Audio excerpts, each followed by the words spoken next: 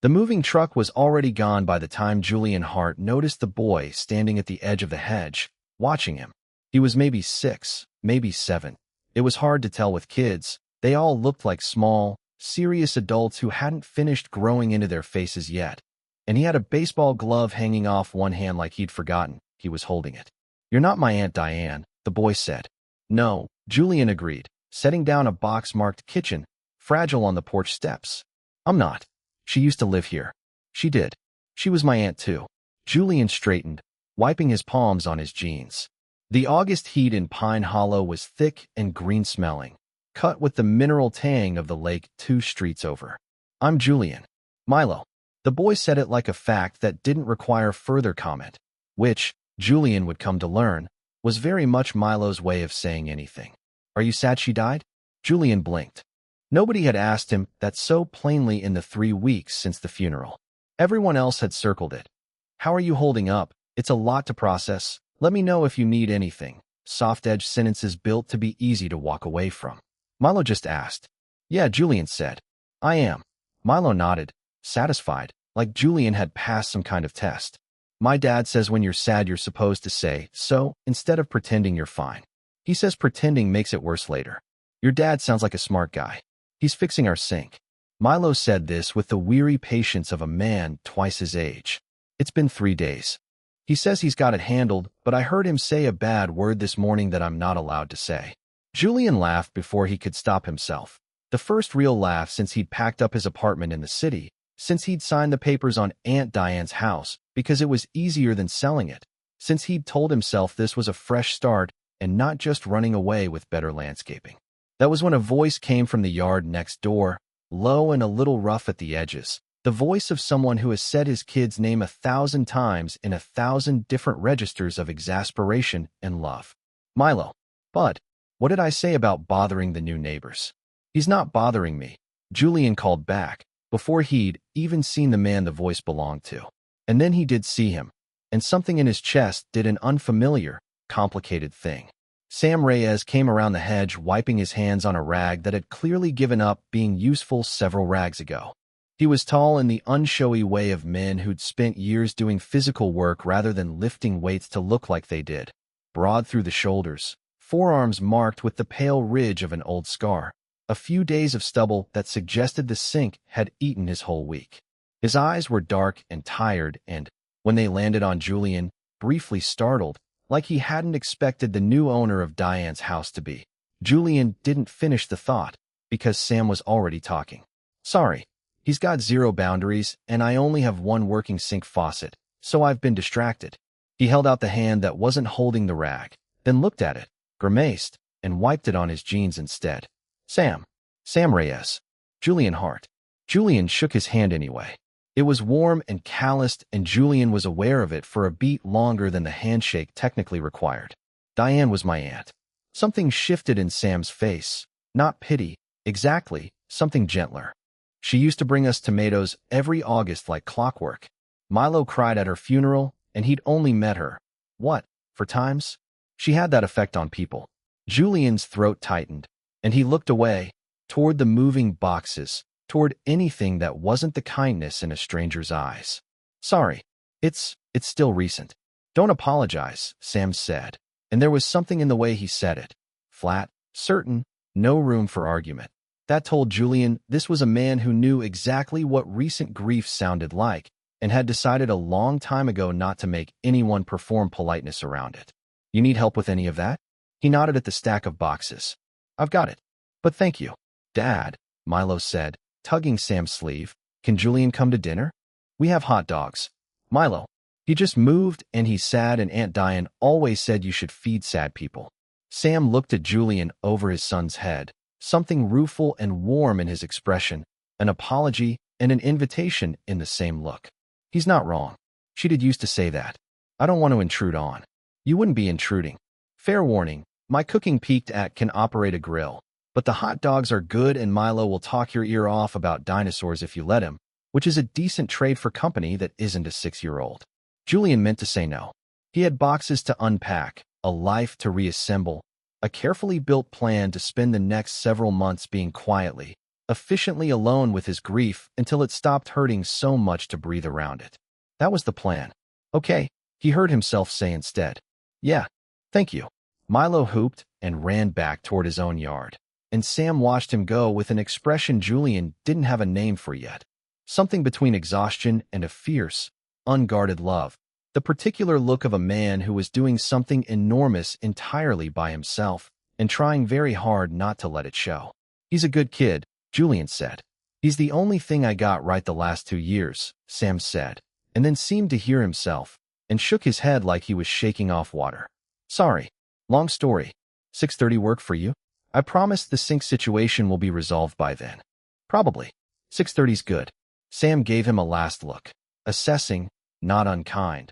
The look of a man deciding whether to let someone new stand near the fragile architecture of his life. And then he turned and followed his son through the hedge, and Julian stood on his dead aunt's porch in the thick gold light of a Pine Hollow afternoon, and thought, well, that's not what I expected today to be. The Reyes house smelled like wood smoke and cut grass, and it was, Julian noted, a house very clearly built around a child.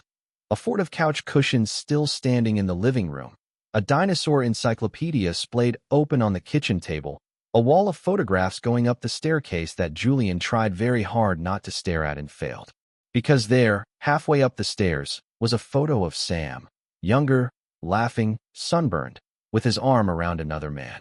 Dark-haired, easy smile, a hand resting on Sam's chest like it belonged there.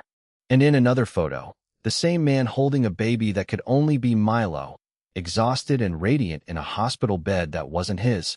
An adoption photo, Julian understood, the kind of picture parents took when a court finally said yes. This child is yours. That's my dad, Elias, Milo said, appearing at Julian's elbow with the silent efficiency kids have for materializing exactly when you're looking at something private. He died before I could really remember him good. I was 3. I'm sorry, bud. Julian's voice came out rougher than he meant it to. It's okay. Dad tells me stories about him, so I don't forget. He says forgetting isn't allowed in this house. Milo said it like a house rule, right up there with no shoes on the couch. Are you going to eat with us now? The hot dogs are ready. Dad only burned 2 of them. 1, Sam called from the kitchen, aggrieved. 1.5. Dinner was easy in a way Julian hadn't expected. Milo carried most of the conversation, an unbroken stream about a dinosaur documentary, and a kid at his day camp named Preston, who Julian gathered was either Milo's best friend or worst enemy, depending on the hour, and Sam filled the gaps with a dry, quiet humor that kept catching Julian off guard. Little jokes delivered so flatly it took a second to register them as jokes at all. So what do you do? Sam asked. Once Milo had excused himself to go check on a caterpillar he was keeping in a jar on the back porch, which Julian understood was a euphemism for go play and let the grown-ups talk. For work, I mean. If that's not. Illustrator. Freelance. Book covers. Mostly, some editorial stuff. Julian turned his water glass in a slow circle on the table. I can technically do it from anywhere, which is the only reason moving here made any sense. Diane used to show us stuff you'd done. Little proud aunt moment every time a new book came out. Sam smiled, and it changed his whole face, took 10 years of tiredness off it. She had this way of talking about you like you'd single-handedly saved the publishing industry. Julian laughed, wet-eyed and surprised by it. She was generous like that. She was the first person who brought food over after Elias died, Sam said, quieter now, looking at the table instead of at Julian, the way people do when they're handing you something fragile.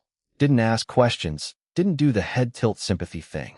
Just showed up with a casserole and sat with me while Milo napped and let me not talk if I didn't want to talk.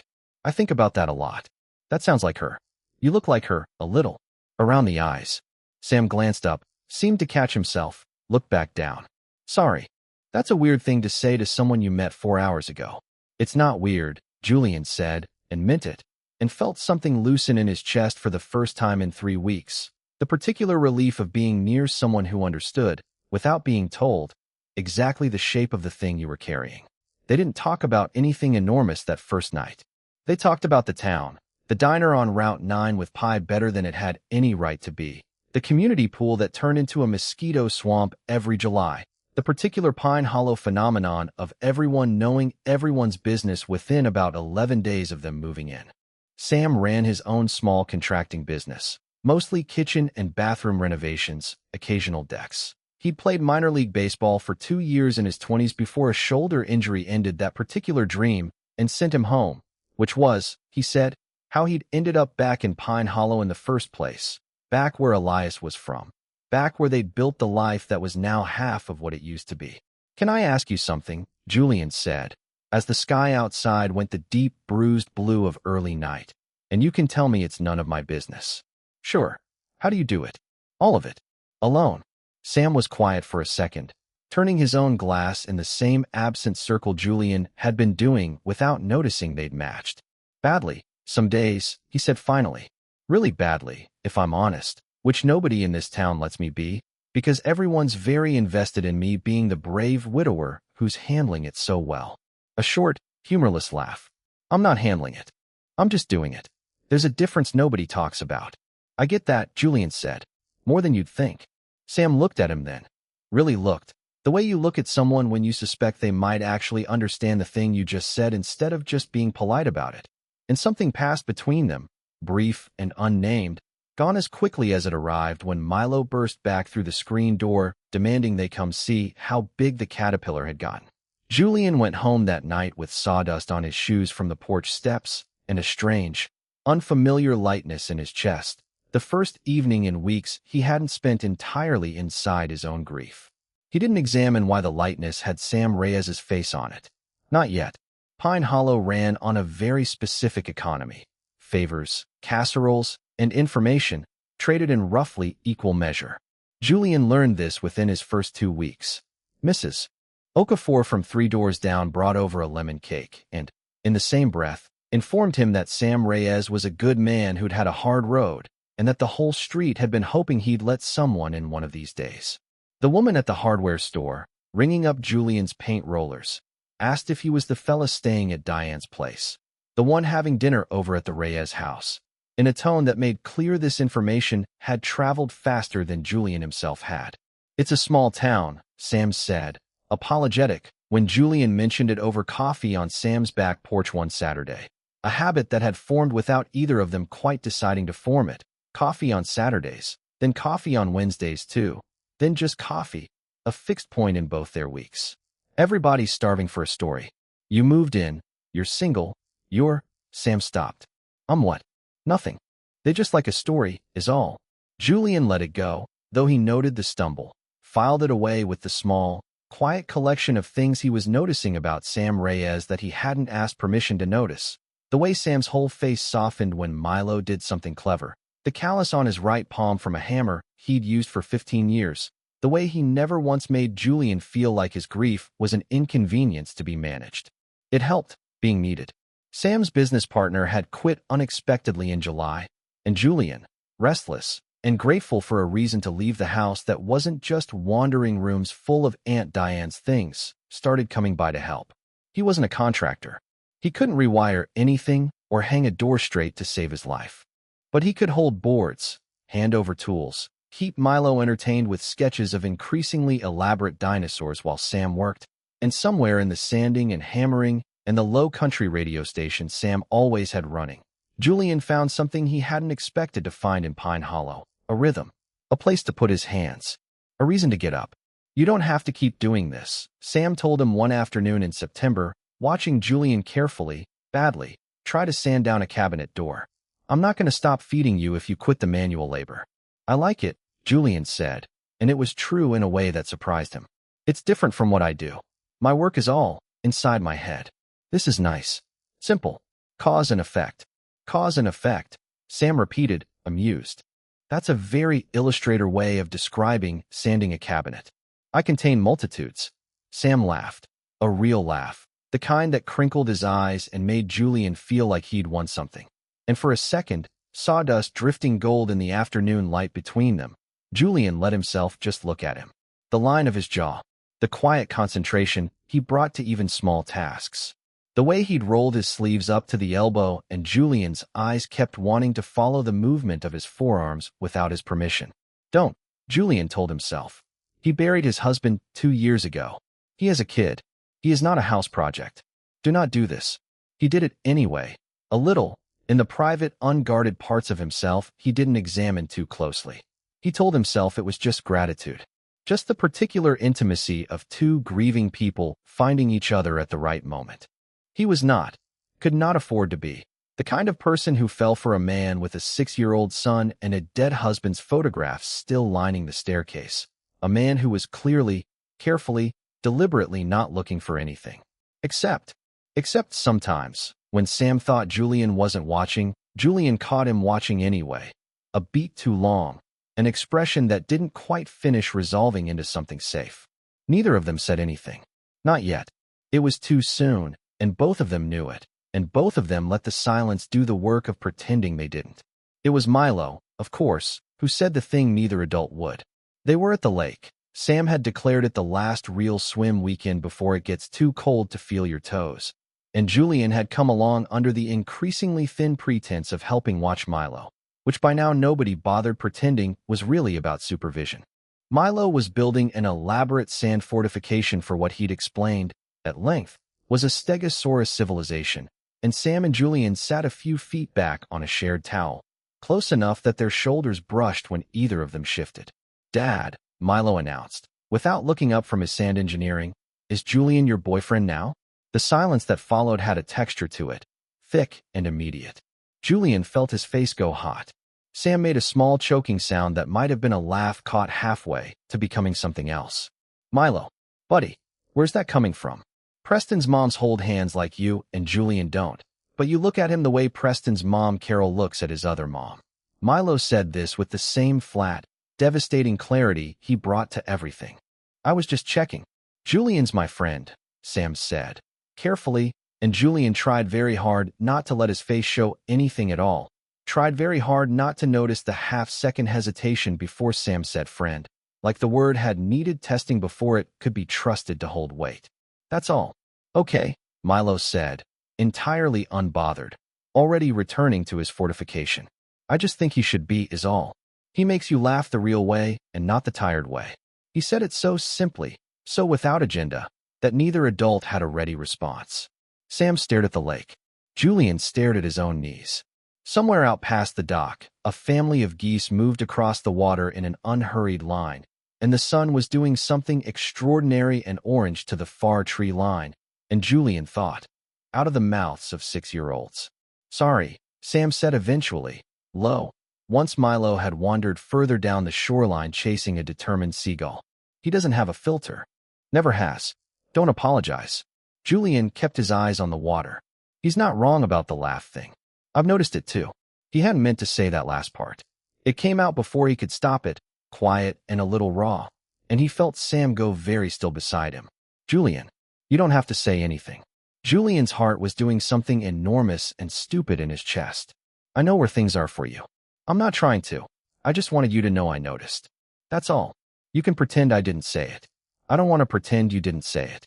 Sam's voice had gone rough at the edges. When Julian finally looked at him, Sam was looking back with an expression that had given up, for just this one unguarded moment, on staying careful. "I just don't know what to do with it. It's been 2 years, and some days it feels like 10, and some days it feels like it happened this morning.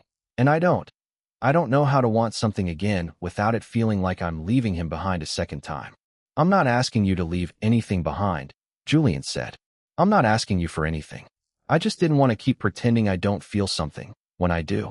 You can do whatever you need to do with that information, including nothing." Sam looked at him for a long moment, something unresolved and aching moving behind his eyes. And then Milo came barreling back up the sand shouting about a fish he'd seen that was basically a shark, and the moment folded itself closed, gently, the way moments do when they aren't ready yet to become something else. But it didn't disappear. Julian could feel it sitting between them the rest of the afternoon, a live wire neither of them touched, but both of them were entirely, achingly aware of. Sam didn't bring it up again for 11 days. Julian counted, though he told himself he wasn't counting. He kept coming by, the coffee, the cabinet sanding, the dinners that had become a fixture of both their weeks without official announcement. And Sam was warm and normal and careful, and Julian understood the carefulness for what it was.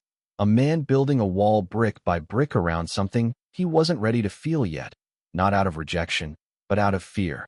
It was Sam's mother-in-law, of all people, who broke it open. Rosa Delgado, Elias's mother, a small sharp-eyed woman who came up from the city twice a month to see Milo, arrived on a Thursday. Julian happened to be there, helping Milo with a diorama for school, and she took one look at the domestic scene in Sam's kitchen. Julian at the table with glue and glitter, Sam cooking with the ease of routine, Milo narrating everything at top volume. And her face did something complicated. She didn't say anything in front of Milo. But Julian, gathering his coat to leave that evening, heard her voice carry from the kitchen, not quite pitched low enough. Not saying it's wrong, Samuel, I'm saying it's fast. It's not fast, Rosa, it's been 2 years. 2 years is nothing. 2 years is a blink. And that boy is still finding pieces of his father in this house. Do you understand what I'm saying? And if this Julian becomes something, and then it doesn't work, Milo loses another. Don't. Sam's voice had an edge Julian had never heard from him. Don't use my son to make this about something safer than what it actually is. You're scared I'm going to forget Elias. Say that instead. Silence. Julian, frozen in the hallway, torn between announcing himself and slipping out unseen, chose neither, and simply stood there, heart pounding, hearing more than he'd meant to hear. I loved my son very much, Rosa said finally, quieter now, something breaking in her voice. And I love watching you carry him with you. I don't want that to stop. It's not going to stop, Sam said, and now his voice had gone gentle again. The anger burned off into something more tired and true. Rosa, I think about him every single day. I'm not going to wake up one morning and have loved him less because I let myself feel something for somebody else. That's not how it works. That's not how any of this works. A pause. He'd want this for me. You know he would. He told me himself. Before, he told me if anything ever happened to him, he didn't want me doing this alone for the rest of my life. I didn't understand what he meant back then. I think I'm starting to. Julian let himself out quietly after that. Unseen, his chest a complicated knot of things he didn't have names for. Hope, and guilt for hoping, and a fierce, unexpected tenderness for a dead man he'd never met, who had loved Sam enough to try to set him free in advance. The confession, when it finally came, arrived the way most true things in Pine Hollow seemed to, sideways, in the middle of something ordinary, forced open by circumstance rather than planning. A September storm rolled in fast off the lake on a night Julian had come by to return a drill he'd borrowed, thunder cracking low and immediate, rain coming down in a way that made driving home suddenly, obviously, a bad idea. Milo was already asleep, worn out from a birthday party, and Sam and Julian ended up on the back porch anyway, under the overhang, watching the storm turn the yard into something wild and silver-lit. You should probably stay till it passes, Sam said. Guest room's made up. I keep it ready for Rosa. Thanks. Julian watched the lightning fork out over the lake, illuminating it white for a half-second at a time. This is a good storm. I like storms. Elias hated them. Sam said it easily, without the flinch Julian half expected. Used to make me check every window 3 times. I think about that every time there's weather like this. Funny what sticks. Tell me about him, Julian said. If you want to. I'd like to know him. Even just a little. Sam turned to look at him, surprised, and something in his face opened. Gratitude, maybe, or relief, the particular relief of being asked instead of tiptoed around. So he told him about the way Elias used to sing off-key on purpose to make Milo laugh. About his terrible, wonderful cooking. About the year he'd spent building this exact porch with his own hands, insisting it face the lake because he wanted somewhere to watch storms from safely. About the last morning, ordinary, unremarkable, a goodbye kiss and a coffee mug left in the sink that Sam still, 2 years later, sometimes forgot to put away on purpose. About the drunk driver on Route 9, the phone call, the year afterward that Sam still couldn't fully remember, the way Milo, 3 years old and uncomprehending, had kept asking when Papa was coming home until slowly, gently, he'd stopped. Julian listened without trying to fix any of it, without offering the easy things people offer grief. He's in a better place. Everything happens for a reason. Just listened, the way Sam had listened to him about Diane on that very first night. And somewhere in the telling, Sam's hand found Julian's on the porch railing between them. Not quite a decision, more like a thing that simply happened, the way rain happens. I'm not scared of loving you, Sam said, quiet, into the noise of the storm. Like the confession needed whether this loud to survive being said out loud. I thought I was. I've spent 2 years telling myself I was protecting Milo, protecting Elias's memory, protecting myself. But that's not it. I'm scared of how much I already do. That happened fast, and I didn't give myself permission for it to happen at all. You don't need my permission, Julian said, but for what it's worth, I feel the same fast, terrifying thing. Julian, you don't have to say it back tonight. I just needed you to know it's mutual. That you're not scared alone. Sam's hand tightened around his. The storm cracked wide over the lake, and in that half-second of illumination Julian saw Sam's face clearly. Open, unguarded, frightened, and hopeful in equal measure. And then Sam leaned in, slow enough that Julian could have stopped it, could have said, "Are you sure?" Could have done any number of careful, sensible things. He didn't. He met him halfway instead. The kiss was careful at first, tentative, both of them half expecting the ground to give way beneath something this large.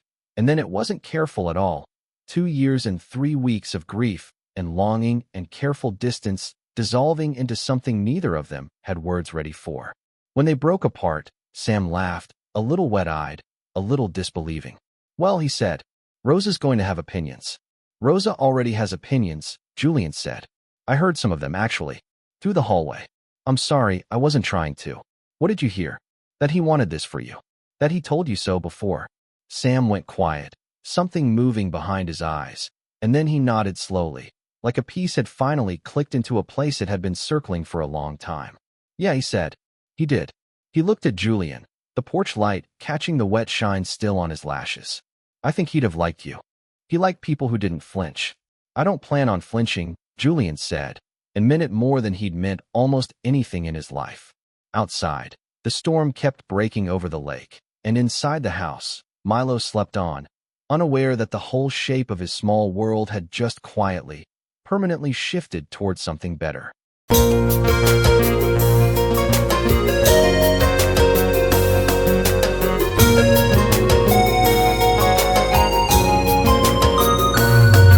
तेरी अखियां दे होके रह गया, तेरे दिल दे होके रह गया, दिल दे होके रह गया, तेरी अखियां दे होके रह गया, तेरे दिल दे होके रह गया, दिल दे होके रह गया, दिल दे होके रह गया, दिल दे होके रह गया।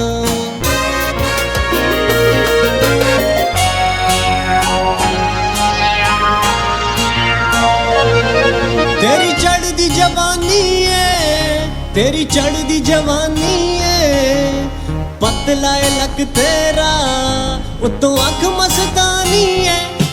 तेरी अखियां, तेरी अखियां, तेरी अखियां दे होके रह गया, तेरे दिल दे होके रह गया, दिल दे होके रह गया, दिल दे होके रह गया, दिल दे होके रह गया।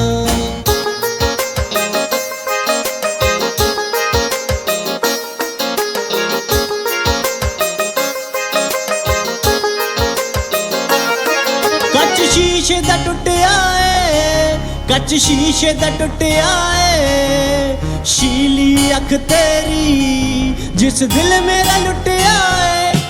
तेरी अखियां, तेरी अखियां, तेरी अखियां दे होके रह गया, तेरे दिल दे होके रह गया, दिल दे होके रह गया, दिल दे होके रह गया, दिल दे होके रह गया।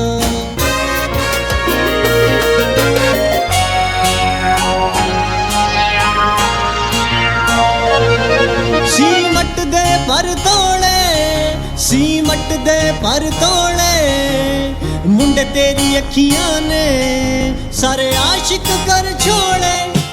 तेरी अखियां, तेरी अखियां, तेरी अखियां दे होके रह गया, तेरे दिल दे होके रह गया, दिल दे होके रह गया, दिल दे होके रह गया, दिल दे होके रह गया।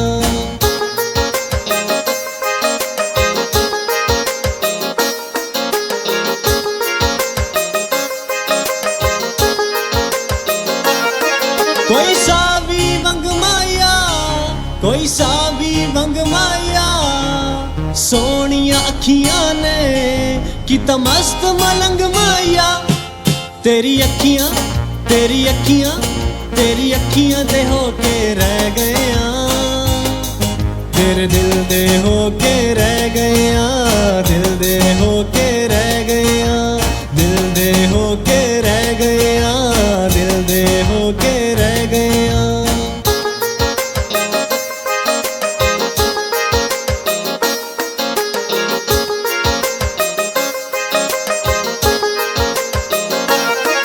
तू दिलाया निशाना है तू दिलाया निशाना है सोनिया अखियां दा होया नजर दीवाना है तेरी अखियां तेरी अखियां तेरी अखियां दे होके रह गया तेरे दिल दे